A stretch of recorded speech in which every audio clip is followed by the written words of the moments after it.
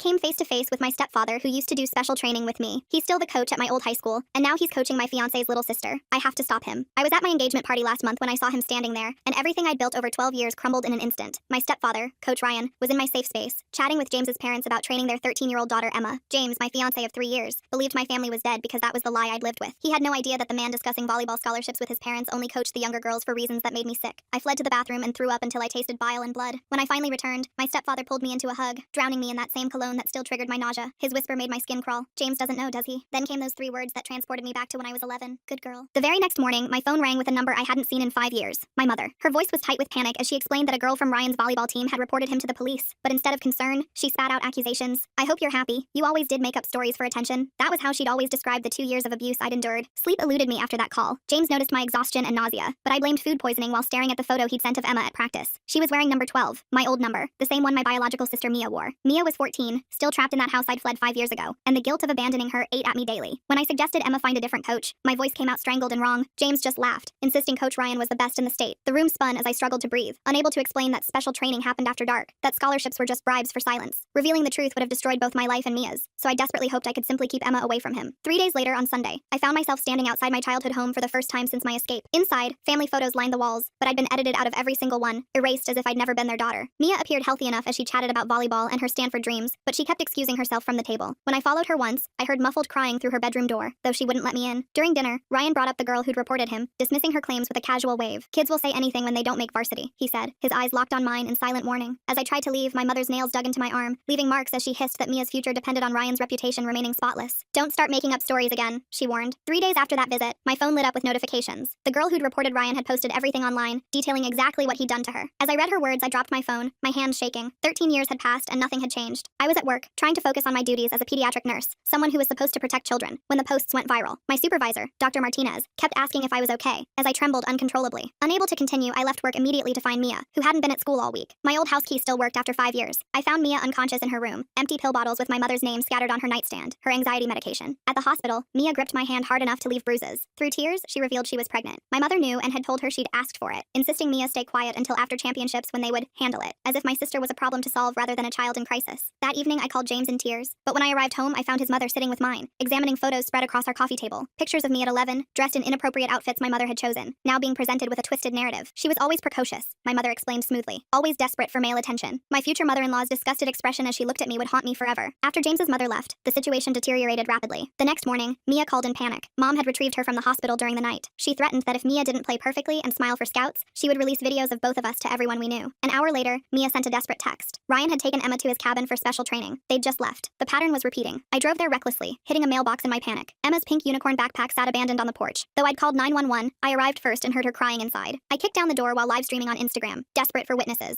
Emma was drugged, but thankfully still clothed. Ryan lunged at me, but I kept filming and screaming, "Tell them what you did!" When he tried to flee, he tripped, and in his disorientation, he confessed on camera, not realizing the live stream meant hundreds were already watching. I scooped up Emma and raced to the police station. Even as they arrested Ryan, my mother arrived to defend him, claiming I'd seduced him at 11. But with Emma and me ready to testify, Mia finally found her voice too. James and his family hated me after learning the truth, but I focused on gaining custody of Mia. The next morning brought devastating news. Ryan had posted bail and was coming for me. The phone was still warm in my hand when I heard the knock at the door. 3 sharp raps that made my stomach drop. James was at work. Nobody else knew I was home. I crept to the window and peeked through the blinds. A black sedan sat in our driveway, engine running. The knock came again, harder this time. I grabbed my keys and slipped out the back door, barefoot on the cold concrete. My car was blocked in by the sedan. I ran to the neighbor's yard, ducking behind their shed as 2 men in suits walked around to my backyard. One was talking on his phone, mentioning something about serving papers. My phone buzzed. Unknown number. Against my better judgment, I answered. "You really thought you could destroy my life?" Ryan's voice made my skin crawl. "I've been coaching in this town for 15 years. You know how many families owe me favors?" I hung up and called James, but it went straight to voicemail. Then another text came through, this time from Emma's phone. A video. My hands shook as I opened it. Emma was at school, walking to her locker. The camera followed her from a distance. The message underneath said, "She has practice today." I ran back through 3 yards to get to my car, scraping my feet on gravel and thorns. The men were gone, but they'd left something taped to my front door. Legal documents. A cease and desist order, claiming I was harassing Ryan and spreading false allegations that were damaging his professional reputation. At the hospital, I found Mia's room empty. The nurse said our mother had checked her out an hour ago. I tried calling, but Mom had blocked my number. Racing to their house, I found it dark. No cars in the driveway. The neighbors hadn't seen them leave. My phone rang. "Dr. Martinez, where are you? We need to talk about your leave request." I hadn't submitted any leave request. When I got to the hospital, security stopped me at the entrance. Apparently, someone had called in reporting that I was unstable and shouldn't be allowed near the pediatric ward. They had emails from me saying I was having a breakdown. Dr. Martinez met me in the lobby, her face serious. She showed me the emails sent from an address almost identical to mine, just 1 letter different. They detailed how I was having delusions about a family member, making false accusations, and needed psychiatric help. I know this isn't you, she said quietly, but the board is asking questions. You need to document everything. Back in my car, I saw James had called 6 times. When I called back, his voice was strained. My mom just sent me something. These photos. She says you sent them to her? The photos. He'd seen them. My 11-year-old self in those outfits my mother chose. I tried to explain, but he cut me off. Just come home. We need to talk. The drive home felt endless. Every car behind me could be following. Every shadow could be him. When I pulled up, James's mother's car was in the driveway again. My chest tightened. Inside, she sat on our couch with a laptop open. More photos filled the screen, but these were different. Photoshopped. My face on other bodies in compromising positions. The metadata showed they were created yesterday. This is what you really are, she said, not looking at me. James, she's been lying to you from the start. James stood by the window, his back to me. I tried to explain about the photos, about Ryan, about everything, but his mother kept interrupting, twisting every word. She had a whole narrative prepared. I was an attention seeker who had seduced my stepfather and was now trying to destroy him when he rejected me as an adult. That's not what happened, I said, my voice breaking. I was 11. He was the adult. Then why didn't you report it then? His mother demanded. Why wait until now, when he's training Emma? The truth was too complicated. The threats, the fear, the way my mother chose him over me. How do you explain years of silence to someone who's never been afraid in their own home? James finally turned around. His eyes were red. I need some time to think, he said quietly. Maybe you should stay with a friend tonight. I didn't have friends anymore. I'd isolated myself to keep the secret, but I nodded and grabbed a bag. As I left, his mother was still talking, poisoning him against me with every word. I drove to the police station. The officer at the desk recognized me from when I'd brought Emma in. His expression was sympathetic but tired. The DA is reviewing the case, he said. But I'll be honest, his lawyer is good, really good. And with your sister recanting her statement. Mia recanted? My legs felt weak. This morning. Said she made it all up for attention. Your mother brought her in. I sank into a chair. Of course. They'd gotten to her, threatened her, made her choose between protecting Ryan and protecting her future. And she was 14 and scared and pregnant with his child. My phone buzzed. A text from an unknown number. It was an address I recognized. Ryan's cabin. The message said, "Come alone or Emma's next video goes viral." I showed the officer, but he shook his head. That's not enough for us to act on. Could be anyone sending that. It's him. He's threatening. Ma'am, he's filed a restraining order against you. If you go near him, you'll be arrested. I left the station feeling hollow. Every avenue was closing. Every ally was turning away. This was how he'd operated for years. Not through violence, but through influence, connections, and the weight of his reputation against the word of young girls. I sat in my car Googling lawyers on my phone when I saw her. Mia, walking out of a CVS 2 blocks away. Alone. I drove over and rolled down my window. Get in, I said. She looked around nervously but climbed in. Her face was puffy from crying. Mom made me do it, she whispered. She said if I didn't recant, she'd make sure I never played volleyball again, never got into any college. She'd tell everyone I was lying about being pregnant. We can fix this, I said, though I wasn't sure how.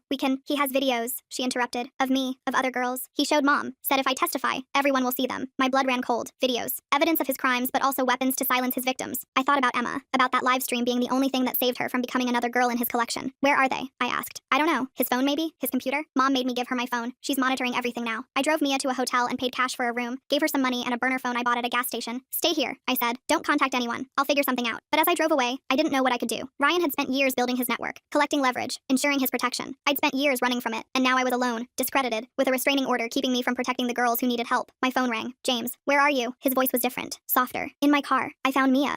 Emma told me everything, he interrupted. What happened at the cabin? What he tried to do? She was scared to tell me before, but God, I'm so sorry. I should have believed you. Relief flooded through me so fast I had to pull over. My mother doesn't believe it, he continued. She thinks Emma's confused, that you influenced her. But I know my sister. She doesn't lie about things like this. He has videos, I said quickly, of other girls. That's how he's keeping them quiet. Then we need to find them. James, he has a restraining order against me. His lawyer is my mother's cousin. His voice was bitter. I just found out. She arranged it. She's more concerned about our family's reputation than protecting Emma. We met at a coffee shop downtown. James looked exhausted, but his jaw was set with determination. He'd brought Emma's phone. She recorded some of practice yesterday, he said, showing me the video. Look in the background. I watched volleyball practice. Normal at first glance. Then I saw it. Ryan in his office, visible through the window. He was at his computer, and when he stood up, he put something in his desk drawer. Locked it. That's where he keeps them, I whispered. The school is closed for fumigation this weekend, James said. 3 days. If we could get in, that's breaking and entering. We could go to jail. My sister could end up in his collection of videos. James shot back. I don't care about jail. We spent the next 2 days planning. James would go in. He didn't have a restraining order to worry about. I'd wait outside his lookout. We'd copy everything on his computer, photograph any physical evidence, then turn it all over to the FBI, not the local police who were clearly compromised. Saturday night came too fast. The school was dark, surrounded by fumigation tents. James had gotten a key from Emma. She'd stolen Ryan's spare during practice and made a copy. My hands shook as I watched him disappear into the building. 10 minutes passed. 15. Then my phone buzzed. James, found them. Oh God, there are so many. Copy everything. Hurry. 20 minutes. 30. A car drove by and I ducked down, my heart hammering. Then another text. Someone's here. I looked up to see Ryan's truck pulling into the lot. He must have had cameras. Must have been alerted somehow. I called 911. There's a break-in at the high school, I said, giving the address. I saw someone breaking into the coach's office. Then I did the stupidest, bravest thing of my life. I got out of my car and ran toward the building screaming James's name. Ryan saw me and started running too, but I was closer. I burst through the door just as James was coming down the hall, USB drive in his hand. He's here. I grabbed James and we ran for the back exit. Behind us, Ryan was shouting, threatening. We made it to the car just as police sirens filled the air. The police found Ryan in his office trying to destroy evidence. The computer was smashed, but the USB drive James had was intact. Hundreds of videos. Dozens of girls over 15 years. The FBI took over within hours. Ryan was arrested again, this time on federal charges. No bail. The news broke slowly, then all at once. Families coming forward, girls finding their voices. My mother showed up at my door, crying, saying she didn't know. I didn't let her in. Mia moved in with us. She's getting therapy, deciding what to do about the pregnancy. crazy. Emma's in counseling too. She was lucky. He didn't have time to hurt her more than he did. James's mother still won't speak to me, but that's fine. I have James, I have my sister, I have Emma, who hugs me tight and calls me her hero, though I tell her she saved herself by being brave enough to finally tell the truth. The trial is in 6 months. I'll testify. So will Mia, Emma, and 14 other girls. Ryan's lawyer quit when he saw the evidence. His new one is court-appointed, overwhelmed. I still have nightmares, still smell that cologne sometimes when I'm alone, but I also sleep knowing he's locked up, knowing no other girl will hear him call her special, offer her private training, promise her scholarships in exchange for silence. Some nights Mia and I stay up talking, about the years we lost, about the futures we're building, about how mom chose him over us, and how we chose each other instead. It's not the family I wanted, but it's the one I needed, the one where truth matters more than reputation, where protecting children matters more than protecting adults who hurt them. The investigation revealed that several prominent families had been paying Ryan to keep quiet about their daughters. They're facing charges too. The whole network he built to protect himself became evidence of a conspiracy. Sometimes I drive by the high school. They've removed his name from everything. A new coach runs the volleyball program, a woman with excellent references and mandatory background checks. Emma still plays, still wears number 12, but now it's just a number, not a legacy of pain. I'm back at work, helping kids again. Dr. Martinez advocated for me with the board, showed them how the emails were faked, how I was being targeted for exposing a predator. Some days are hard. Some kids remind me of myself at 11, trying to be perfect, trying to be good enough to make the hurt stop. But I'm here. I survived. And when I see those kids, I make sure they know that whatever they're going through, someone believes them. Someone will help. Someone will choose them over the adults who hurt them. That's all any of us wanted. Someone to believe us. Someone to choose us. Someone to say that what happened to us mattered more than his reputation, more than the team's success, more than the family's image. It took 12 years, but I finally found my voice. And with it, I helped others find theirs too. I slammed the phone down on the kitchen counter, my hands trembling. The prosecutor's words echoed in my head. Ryan's defense team had filed a motion claiming I'd entrapped him at the cabin. They had security footage from a gas station showing me buying the burner phone I'd used to call 911. They were painting it as premeditation. James found me sitting on the bathroom floor 20 minutes later, my knees pulled to my chest. He didn't say anything, just sat down beside me and held my hand while I tried to breathe through the panic. The next morning, Emma refused to go to school. She'd overheard kids talking about the case, repeating things their parents said at dinner, that I was a liar, that Coach Ryan was being framed, that some girls would do anything for attention. I watched James try to coax her out of her room, his voice gentle but strained. When he came back downstairs, his shoulders were slumped. Mom called, he said quietly. She hired Ryan a defense attorney, Sebastian Winters. He's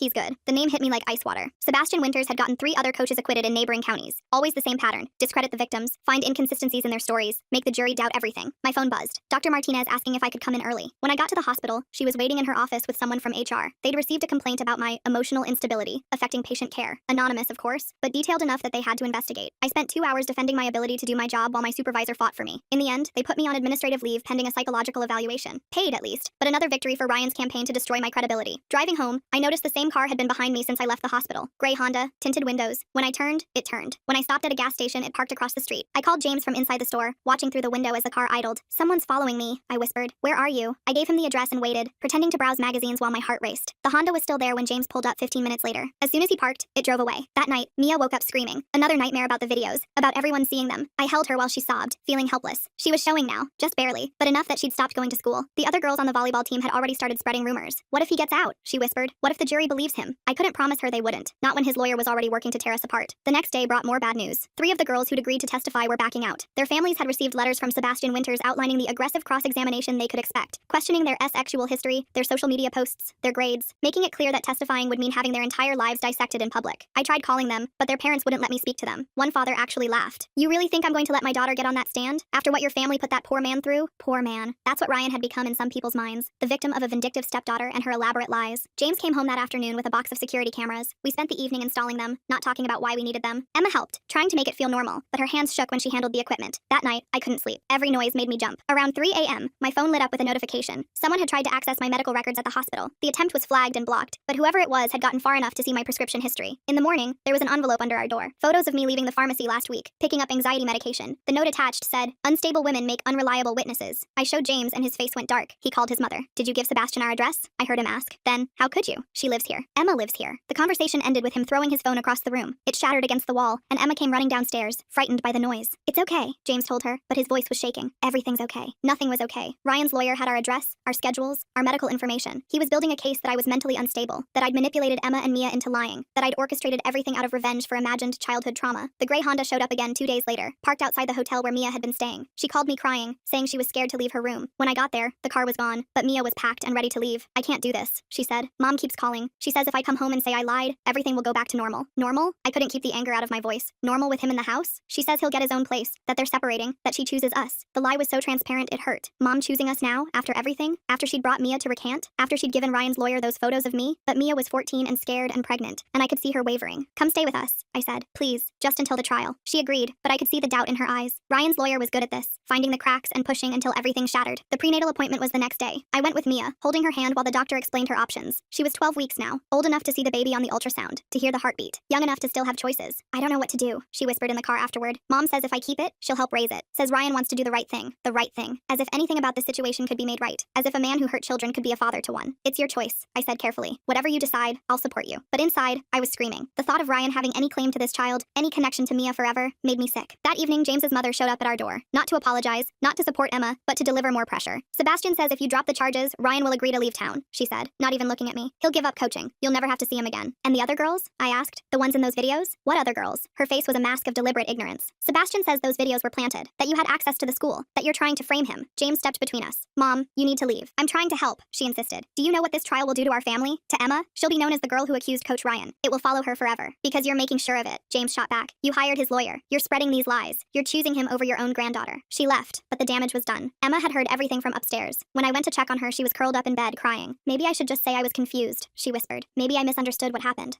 I sat on her bed, remembering being her age, remembering the pressure to stay quiet. What happened to you was real. What he did was wrong. Don't let anyone make you doubt that. But doubt was Sebastian Winter's specialty, and he was spreading it like poison through our community. The next blow came from an unexpected source. One of the other nurses at the hospital called to warn me. Someone had been asking questions about my work history, specifically about any instances where I'd been alone with young patients. They were trying to build a narrative that I had an unhealthy interest in children. Be careful, she said. Document everything. Don't be alone with anyone who could be used against you. Paranoia became our constant companion. We checked for the gray Honda before leaving the house. We screened calls, avoided public places, lived like prisoners in our own home. Then Mia's phone rang one afternoon. The burner phone only I had the number for. She answered before I could stop her. Hello? Her face went white. She handed me the phone with shaking hands. You have such a sweet sister. Ryan's voice was calm, conversational. Be a shame if those videos got leaked before the trial. Jury selection is so important, don't you think? Hard to find 12 people who haven't seen a viral video. The line went dead. I called the prosecutor immediately, but without a recording, it was just another claim. Another he said, she said that Sebastian Winters would twist into evidence of my instability. That night, I found Mia in the bathroom with a bottle of pills. Not Mom's this time. Over-the-counter sleeping aids. She hadn't taken any yet, just sat there staring at them. I can't do it, she said. I can't get up in court and tell everyone what he did. Not with those videos out there. Not with everyone watching. I took the pills away and held her while she cried. James found us there an hour later and just wrapped his arms around both of us. We stayed like that. A broken little family held together by shared trauma and stubborn love. The preliminary hearing was in 3 days. Sebastian Winters had filed motion after motion, trying to get evidence thrown out, witnesses excluded, charges reduced. The prosecutor warned us he might succeed on some counts. The live stream is our strongest evidence, she said. But he's arguing entrapment. Says you went there intending to frame him. The burner phone doesn't help our case. I was trying to save Emma. I know, but he's creating reasonable doubt. That's all he needs. That evening, Mom called. First time since the arrest. Her voice was different, older, tired. I'm leaving him, she said. I almost laughed. Now, after everything, I found more videos. Ones he didn't tell the police about, hidden in the garage. Some of them are of you. My stomach turned. Videos of me. From when I was 11, 12. Evidence he'd kept all these years. Bring them to the prosecutor, I said. I can't. He knows I have them. Says if I turn them in, he'll release Mia's. Says he has copies hidden where no one will find them until it's too late. The trap was perfect. Evidence that would guarantee his conviction, but using it would destroy Mia. Sebastian Winters probably didn't even know about these videos. Ryan was playing both sides. Insurance against everyone. What do you want me to do? Mom asked. I wanted to scream at her, to rage about how she'd chosen him for years, how she'd called me a liar, how she'd brought Mia to recant. But what was the point? She was as trapped as we were. Just another woman Ryan had spent years manipulating and controlling. Keep them safe, I said finally. Maybe we won't need them, but I knew we would. Sebastian Winters was too good, and Ryan had too many allies. Without something devastating, he might actually walk free. The next morning, I woke to find our front door spray painted with the word liar in red letters. The security cameras had been spray painted too, the footage useless.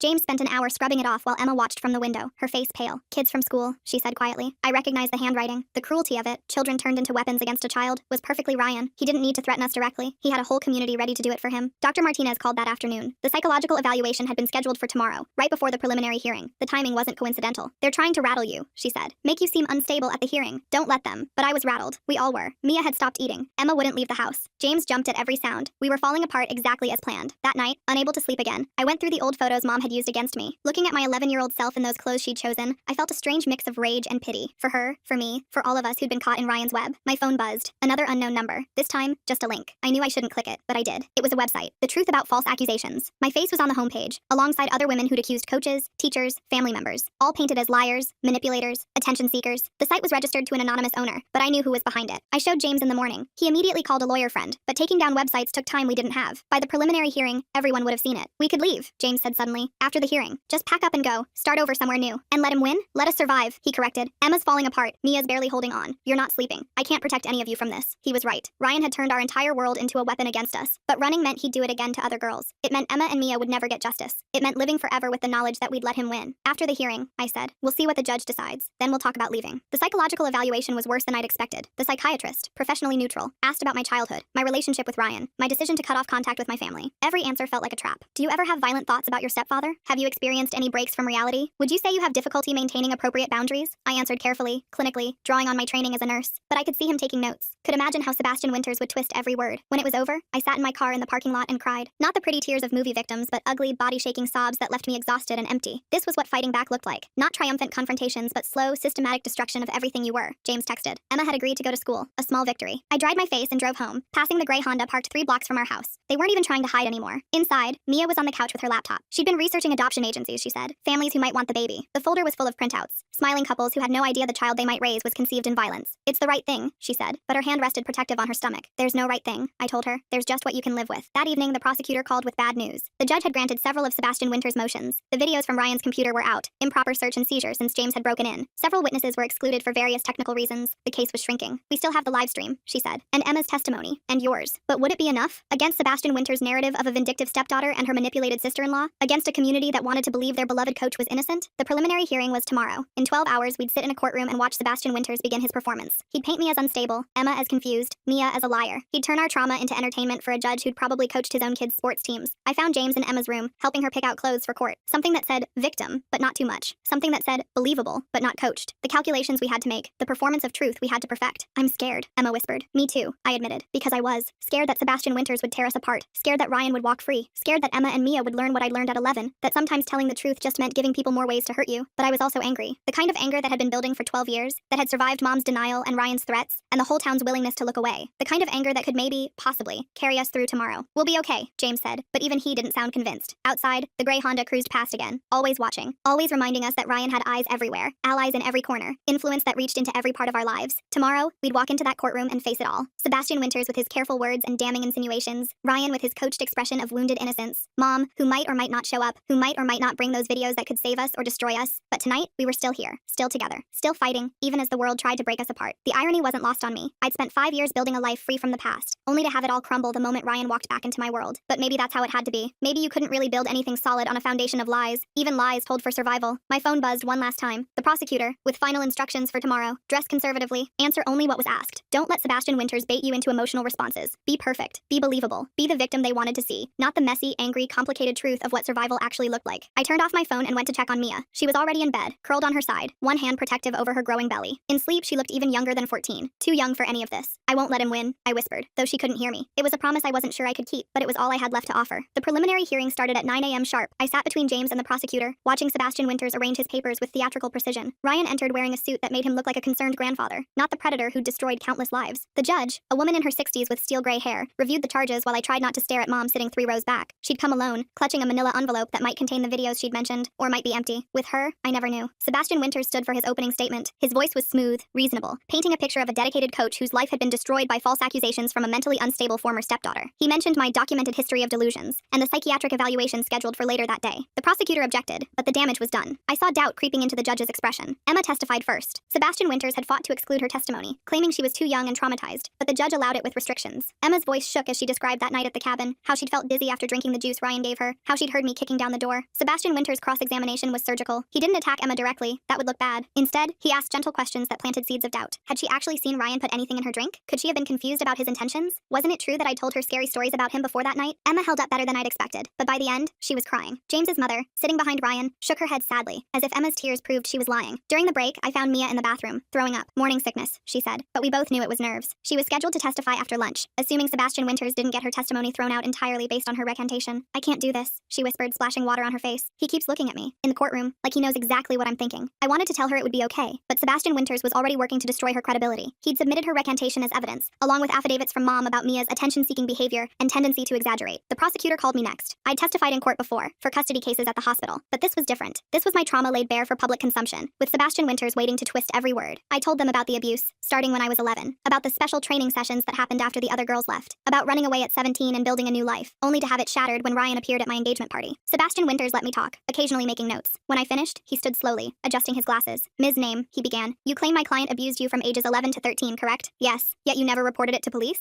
I was a child. I was scared. You never told a teacher? A counselor? A friend? He said no one would believe me. My mother didn't believe me. Ah, yes, your mother. He picked up a paper. Who says you were a troubled child prone to making up stories for attention? question. The questions came faster. Why had I waited so long? Why had I lied to James about my family? Wasn't it convenient that I'd bought a burner phone before going to the cabin? Had I planned to frame Ryan all along? By the time he finished, I felt flayed. Every survival mechanism I'd developed, every choice I'd made to protect myself, had been twisted into evidence of my instability and dishonesty. The judge called for lunch. In the hallway, I overheard two reporters discussing the case. One thought I seemed credible. The other said I came across as rehearsed and vindictive. Mia's testimony after lunch was brutal. Sebastian Winters immediately brought up her recantation, forcing her to explain why she'd changed her story. Mia tried to explain about the threats, the pressure from Mom, but it sounded weak even to me. So you lied, Sebastian Winters said simply. Either then or now, you lied. I was scared. Which time were you lying, Miss Mia? When you said my client assaulted you, or when you said he didn't? Mia broke down completely. The judge had to call a recess while she collected herself. When we resumed, Sebastian Winters moved to have her entire testimony stricken as unreliable. The judge said she'd consider it. The prosecutor tried to salvage things by introducing the live stream video from the cabin. It was our strongest evidence. Ryan clearly visible, Emma clearly distressed, his attempt to flee when he saw me recording. But Sebastian Winters was ready for that too. He argued the video showed nothing criminal, just a concerned coach with a student who'd gotten sick at an unofficial gathering. My hysterical behavior and violent entry proved I'd misinterpreted an innocent situation. My client's only crime, he said, was trying to help a sick child while being ambushed by a woman with a documented vendetta against him. The preliminary hearing was supposed to last one day. It stretched to two. Sebastian Winters called character witnesses, parents who praised Ryan's coaching, girls who'd gone on to college scholarships thanks to his training. Each one chipped away at our credibility. On the second afternoon, something unexpected happened. Mom stood up in the gallery clutching her manila envelope. I need to speak, she said. The judge looked annoyed but allowed it. Mom walked to the witness stand like she was heading to her execution. I realized she was terrified. Of Ryan. Of the truth. Of what she'd allowed to happen. She pulled photos from the envelope. Not the videos she'd mentioned, but something else. Pictures of me at 11, 12, 13. Some I recognized. The ones she dressed me in for Ryan. Others I'd never seen. Pictures taken without my knowledge. Pictures no mother should have allowed. I gave these to him, she said, her voice barely audible. He said they were for recruiting packages, to show college scouts how the girls had developed. Sebastian Winters objected furiously, but the damage was done. The judge examined the photos, her expression hardening. These weren't coaching materials. These were trophies. There are more, Mom continued. Videos. He kept them in our garage. I found them last week. Where are these videos now? The judge asked. Mom's hands shook. I destroyed them. I couldn't let anyone see my daughters like that. My heart sank. Without the videos, it was just her word. And Sebastian Winters was already attacking her credibility, pointing out she'd stood by Ryan for years, had brought Mia to recant, had called me a liar. But Mom kept talking. About the other families who'd paid Ryan to keep quiet, about the girls who'd left the team suddenly over the years, about the signs she'd ignored because believing meant admitting she'd failed to protect her daughters. I chose him, she said, looking at me for the first time in years. I chose him over my babies, and I'll have to live with that forever. Sebastian Winters tried to paint her as a scorned woman lying for revenge, but something had shifted in the courtroom. The judge was taking notes, asking pointed questions. When Mom mentioned the families who'd paid for silence, the prosecutor requested a recess to investigate. That evening, 3 more families came forward, not to support us, but to admit they'd paid Ryan to leave their daughters alone. They'd been terrified of the videos being released, of their daughters being humiliated. But Mom's testimony had broken something loose. The preliminary hearing stretched to a third day. Sebastian Winters fought every new development, but the weight of evidence was shifting. The FBI had been called in to investigate the interstate distribution of illegal content. Ryan's coaching network across 3 states was under scrutiny. On the final morning, I arrived to find the courthouse surrounded by news vans. Not because of our case specifically, but because 2 other coaches in neighboring counties had been arrested based on evidence found in Ryan's communications. Sebastian Winters made one last attempt to get the charges dismissed, arguing that the new evidence was prejudicial and unrelated to the specific charges against Ryan. But the judge had heard enough. I find sufficient evidence to proceed to trial on all charges, she said. The defendant will remain in custody pending trial. Ryan's face when the judge denied bail was the first time I'd seen him genuinely afraid. As they let him out, he looked at me with such hatred that James stepped protectively in front of me. Outside the courthouse, Sebastian Winters told reporters this was just the beginning. He'd appeal everything, would get the evidence thrown out, would prove his client's innocence. But his confident facade was cracking. This wasn't the easy win he'd expected. The prosecutor warned us the trial would be worse, more invasive, more brutal. Sebastian Winters would have months to prepare, to dig into our lives, to find new ways to discredit us. But we'd survived the preliminary hearing. We'd been believed, at least enough to move forward. That night, James's mother came to our house. Not to apologize. She wasn't capable of that. But to return Emma's things she'd been keeping. To say she wouldn't be attending the trial. She couldn't support us, but she wouldn't actively work against us anymore. It was the best we could hope for. Mia had decided about the pregnancy. She'd chosen adoption, had selected a family who lived across the country and understood the circumstances. They'd agreed to a closed adoption with no contact. Ryan would have no claim, no connection. The baby would have a chance at a normal life. The gray Honda disappeared after the hearing. Without Ryan free to coordinate harassment, his network of supporters fractured. Some still believed him, would always believe him, but others were quietly distancing themselves, suddenly remembering odd incidents with their own daughters. Dr. Martinez called to say my administrative leave had been lifted. The board had reviewed everything and concluded I'd been the target of a harassment campaign. I could return to work whenever I felt ready. 3 weeks later, I walked back into the pediatric ward. Some colleagues avoided eye contact, unsure how to act around someone whose trauma had been so publicly displayed, but others offered quiet support, shared their own stories of survival. Emma started seeing a therapist who specialized in trauma. She still had nightmares, still flinched when adult men got too close, but she was talking about rejoining volleyball with the new coach, reclaiming the sport Ryan had tried to poison. Mia lived with us full-time now. Mom had signed over temporary guardianship, acknowledging she couldn't provide a safe home. We converted the guest room to hers, painted it the soft purple she'd always wanted, but Ryan had said was too childish. The trial date was set for 6 months out. Sebastian Winters filed motion after motion trying to delay, but the judge held firm. The FBI investigation had expanded to 12 states. Ryan's was becoming the test case for a larger reckoning. Some days were harder than others. Mia's morning sickness, Emma's panic attacks, my own flashbacks triggered by cologne or volleyball games on TV. We were all in therapy now, individually and together, learning to navigate trauma that had shaped our entire lives. James proposed again on a quiet Tuesday evening, not because the first engagement had been tainted, but because he wanted to start fresh. No big party this time. Just us, Mia, and Emma in our living room, promising to be a family forged by choice rather than blood. Mom sent letters sometimes, apologies mixed with excuses, taking responsibility while still deflecting blame. I read them but didn't respond. Maybe someday I'd be ready to forgive her, but not yet. Not while we were still fighting to ensure Ryan never hurt another girl. The website attacking me stayed up for 2 months before finally being taken down. By then, 3 copycat sites had sprung up, but for every person who believed I was a liar seeking attention, 10 more shared their own stories of coaches, teachers, family members who'd gotten away with abuse for years. We were part of something larger now, not just our case against Ryan, but a shift in how these crimes were investigated and prosecuted. The interstate nature of his network had triggered federal involvement that local good old boy networks couldn't suppress. 5 months after the preliminary hearing, I got a call from the prosecutor. 18 more victims had come forward, some from years ago, adults now who'd carried their silence like stones. The case was solid. Even Sebastian Winters was negotiating for a plea deal, but Ryan wouldn't plead. His narcissism wouldn't allow him to admit guilt, so we prepared for trial, knowing it would be brutal, but necessary. Not just for us, but for every girl whose voice had been silenced by shame and fear and the weight of his reputation. The night before jury selection, we had dinner as a family. Emma made her famous spaghetti. Mia baked cookies despite being 8 months pregnant. James opened wine for the adults. We didn't talk about tomorrow, about the months of testimony ahead. We just existed together. A family built from broken pieces but stronger for the mending. That's what survival looked like. Not a single moment of triumph, but 1,000 small victories. Emma laughing at James's bad jokes. Mia feeling the baby kick and letting herself smile about it. Me sleeping through the night without nightmares. Each day choosing healing over hatred, truth over silence, each other over the people who'd failed to protect us. The trial would be hard. Sebastian Winters would do his best to destroy us. But we'd already survived the worst. Years of abuse, years of silence, years of being disbelieved. We'd found our voices and each other. Whatever came next, we'd face it together.